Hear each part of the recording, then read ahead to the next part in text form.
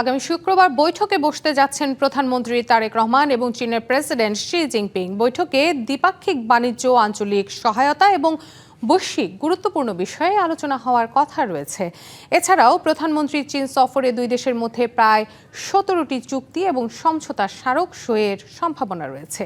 এর আগে চীন সফরের তৃতীয় দিনে প্রধানমন্ত্রী তারেক রহমান ওয়ার্ল্ড ইকোনমিক ফোরামের 17তম annual meeting of the new চ্যাম্পিয়নদের সভায় যোগ দেন। সভায় দক্ষিণ কোরিয়া, গিনি, কাজাকিস্তান সহ 90টিরও বেশি দেশ এবং অঞ্চল থেকে 1700রও বেশি প্রতিনিধি অংশ নেয়।